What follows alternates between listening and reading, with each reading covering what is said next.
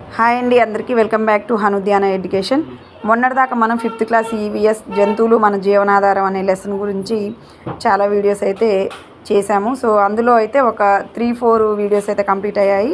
ఇక last one చూసుకుందాం. Last అంటే ఇంకా ఒక 2 వీడియోస్తో కంప్లీట్ అవుతుంది. ఫస్ట్ టైం ఎవరైనా మన ఛానల్ని చూస్తున్నట్టయితే ఛానల్ని సబ్స్క్రైబ్ చేసుకోండి. వీడియో నచ్చితే లైక్ చేయండి, మీ ఫ్రెండ్స్కి షేర్ చేయండి.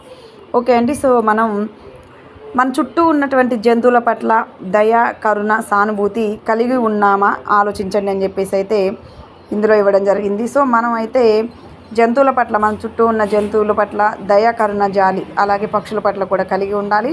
వాటిని హింసించడం, బాధ పెట్టడం అయితే సరైన పద్ధతి కాదు.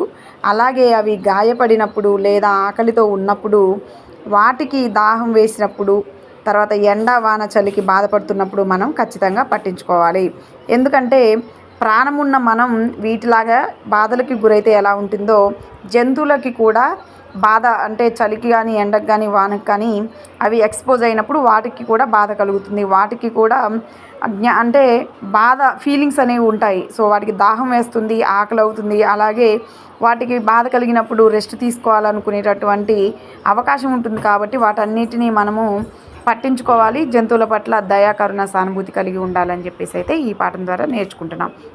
అంతేకాకుండా ఇక్కడ చిత్రంలో మనకు ఆవుని, తర్వాత పంజరంలో చిలుకని, తర్వాత పులిని అయితే ఇట్లా బంధించి ఉంచారు. వీటిని అయితే సర్కస్లో కొన్నిసార్లు ఆడిస్తారు.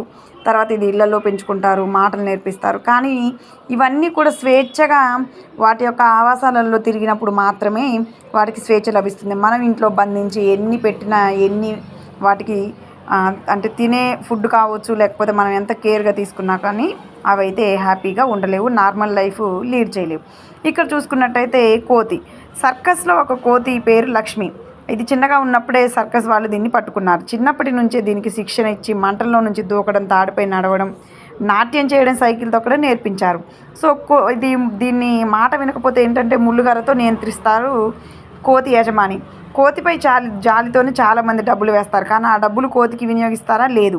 యజమాని ఎవరైతే ఉన్నారో వాళ్ళు వాళ్ళ యొక్క జీవనాన్ని గడపడానికి ఆ డబ్బులను అయితే వినియోగిస్తూ ఉంటారనమాట. సో ఇది కోతికి నిజంగా ఇష్టం అంటే ఉండదు. కానీ మన యొక్క బ్రతుకు తెరువు కోసం చాలా జంతువుల్ని, బర్డ్స్ని మనం హింసిస్తుంటాం. కాబట్టి ఇది కరెక్ట్ కాదని ఈ పాఠం యొక్క ఉద్దేశం.